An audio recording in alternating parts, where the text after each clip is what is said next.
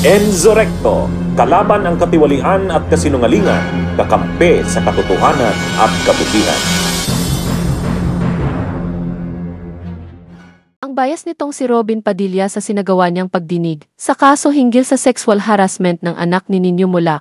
Bakit ko po ito nasabi mga kabunyog, kung maaalala po ninyo? Ang tapang at ang kulit nitong si Padilla na isubpina at papuntahin agad-agad ang mga akusado na ngaharas sa anak ni Nino Mola, pero doon sa kaso ni Kibuloy, hindi niya pinayagan na ipatawag si Kibuloy. Ngayon po mapapanood natin na may pinapanigan itong si Padilla na hindi dapat ugaliin ng isang senador. Anyway, hindi niya pala alam kung paano maging senador. At hindi niya alam ang kanyang trabaho. Panoorin po muna natin si Padilla kung saan hiniling niya na hindi ipasobpina si Kibuloy at protektahan ito. Pagpaumanhin niyo po ninyo, aking pong tinututulan ang naging pasya na ma-contempt si Pastor Kibuloy. With all due respect, ma'am. Well noted po ng Chair ang objection ni Sen. Robin sa ruling ng Chair holding Pastor Kibuloy in contempt. Meron naman po tayong gabay mula sa ating rules. Section 18, ito po yung Rules of Procedure Governing Inquiries in Aid of Legislation. So yung Section 18 po tungkol sa contempt, nakalagay po doon, a majority of all the members of the committee may, however, reverse or modify the aforesaid order of contempt within 7 days. So, well noted. Sukran, Sen. Robin. Maraming salamat po, ginang tagapangulo.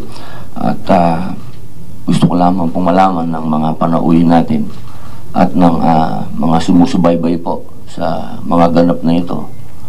Ang akin pong mga kadahilanan para humingi ng ng pagpapakumbaba at ang karapatan ng pag-object, ang hindi pagsang-ayon.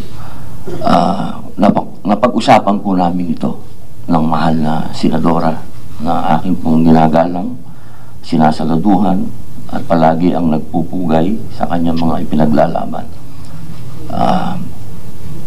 Ako po ay nagpapasalamat muli sa inyo, mahal na ginang tagapangulo, sa pagtanggap po ng aking objection. Maraming salamat po. Lilinawin ko po, iba po yung depensa. Trabaho po yan ng abogado niya. Hindi ko po ito pong ginagawa ko, ito ay demokrasya. Kailangan natin daanan ito. Para sa akin, itong taong ito, may karapatan siya ng due process. Yun lang naman.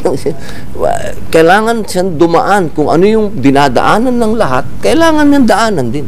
Hindi naman po pwede na wala pa tayong judgment na sino ang may kasalanan o kung sino ang may ginawa, kung sino ang nagsasabi ng totoo. Lahat tayo may judgment na. Sayang naman ng binabayad sa atin ng taong bayan, kaya tayo nandito, proteksyonan ng demokrasya. Sayang na sayang talaga ang binabayad sa'yo ng taong bayan, at ito pakain-kain at pakalat-kalat ka lang sa Senado.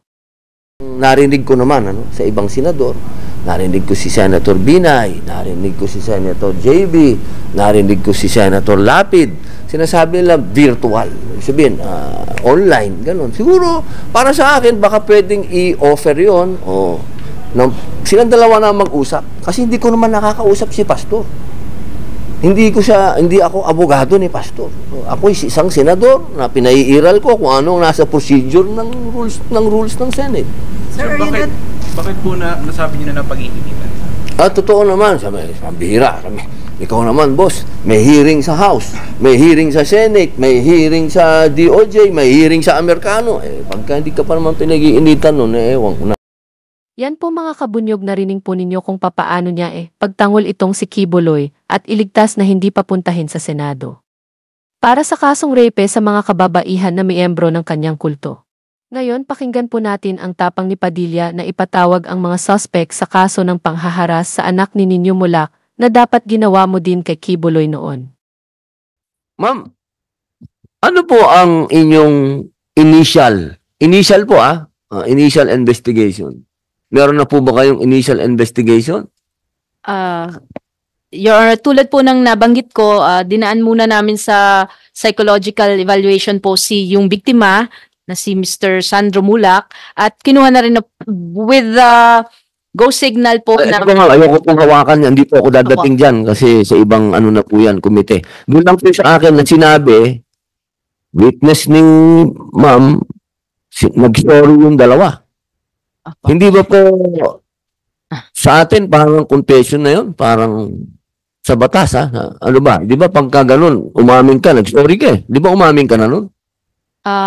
Kinunan pa lang po namin ng statement Yung dalawa. si Mr. Ninyo. Yung dalawa po. Yung dalawa po. Opo, Hindi po sila nagbibigay ng statement? Inuuna lang po muna namin syempre po yung mga complainants base sa aming procedure po. Para Okay. naman din po namin kung paano namin tatanungin yung mga Ilang araw na po? sinupina na po namin sila. Opo. Pina. Ibig sabihin, po, sinabihan nyo na. Po namin sila sa aming tanggapan matapos pong ma-interview, makuna ng salaysay sila Mr. Nino Mulak, si Mr. Sandro Mulak at yung mga iba po naming witnesses. Kukunan po namin ng statement ngayon later on. Sinupina na po namin at inimbitahan na po namin sa tanggapan itong dalawa sila Mr. Jojo and Richard para po sagutin nila yung mga naging akusasyon laban sa kanila po. Di ba, ma'am? Yes. Okay. Ganun ba ang normal process? Kasi sa amin, ewan ko, baka, siyempre, iba po ang NBI, nag-aaral ako ng criminology at ng rules of engagement sa PNP. Pag may complainant, pupuntahan mo yung akusado, yung inireklamo. Di ba? Hindi pa naman sila akusado dahil hindi pa naman sila napapatunayan may kasalanan, pero inireklamo sila. Di ba? Dapat pupuntahan nyo yun. Ganun kasi, sorry po, hindi ko alam ang rules of engagement ng NBI, pero sa PNP, Opo. pag merong reklamo, pupuntahan mo yung, di ba? Yung proseso po kasi hindi naman po ito immediately after the commission of the offense. So, hindi po namin sila para arestuhin agad. So, dumadaan po. Hindi naman arestuhin. Kasi ano yung kaso eh? Lumaki. Di ba, ma'am, ang point natin dito, yung mga ganitong issue, sana, naiiwasan natin masyadong lumalaki. Ang daming issue ng bansang Pilipinas na dapat nating iniintindi. Bumagsak ang stock market sa buong daigdig. Alam naman natin siguro yun. Nagkakagulo sa Iran, nagkakagulo doon. Ang dami nating dapat pinag-uusapan. Ito ang pinag-uusapan ng tao. Sana naiintindihan nyo ako. Sana tayo mismo sa inyong opisina, merong nagre-reklamo, aantayin nyo pa ba yun, ma'am, na pumunta? Kung hindi na naman pumunta, parang dito. Parang dito ngayon. Isipin nyo, kailangan pang ma-blood ni Senator Jingo Estrada at mag-motion ng supina para dumating dito. Ma'am, puntahan nyo na. Gusto ko lang sana, ang commitment ninyo, na sana, pagka okay na ang inyong initial investigation, sana naman puntahan nyo na po itong dalawang ito. Huwag na natin mag-antay pa ng susubpina. Wala naman tayo sigurong antayin pa natin isubpina namin ng warrant para po bago nyo puntahan. Ang bihira. Lahat tayo, pagka ganyan, baka pwedeng imbitahin ng GMA wala pa naman tayo ina-arresto dito. Di ba? Maliwanag po, maliwanag. Wala po tayong ina-arresto. With due respect, Your Honor, yun po kasi ang aming proseso. Kailangan malaman po namin, sa proseso kasi mo. nga po, sana sa pagkakataong ito, sana yung proseso natin, medyo pag nakita naman natin wala kayong nilalabag na karapatan ng kahit na sino. Yun nga po, Extra mile tayo lahat. Sa panahon ngayon dito sa bansa natin, dapat we walk extra mile, mga kapatid ko sa bayan. Yan mga kabunyog, nakita ninyo na po kung gaano kabayas itong si Padilla, na kung sa ibang kaso, ang tapang niyang ipatawag ang mga salarin, pero kung sa kanyang kaibigan na si Kibuloy, teka, bakit ayaw mong ipatawag siya? Pinoprotektahan mo ba si Kibuloy? Hindi naman sa ayaw natin makulong ang gumawa ng hindi maganda sa anak, ni Ninyo Mulak, hangad din namin na maayos yan, pero sana hindi na kayo pumayag na gawin yan sa Senado. Dahil pribadong kaso naman yan, hindi naman kailangan malaman pa ng iba kung ano ang nangyayari sa kasong yan, kasi hindi naman yan makakatulong sa ating mamamayan, sa mga artista oo, pero sa ordinaryong mamamayan hindi. Tandaan mo Padilla, ang gamit ng Senado ay pagkalahatan hindi lamang sa iisang grupo, tulad ng mga artista, dapat sa pribadong korte na lang yan inayos. Anyway, bibilib lang ako sa'yo, Padilla, kung usigin mo itong si Kibuloy. Kahit papaano may nagawa ka sa bansa, pero wala talaga kulelat ka dyan sa Senado. May kulanong salita na ang ibig sabihin dito ay ang pagkakaisa. Bunyog Party List. Halika na, Bunyog Party List ka na. Halika na, Bunyog Party List ka na.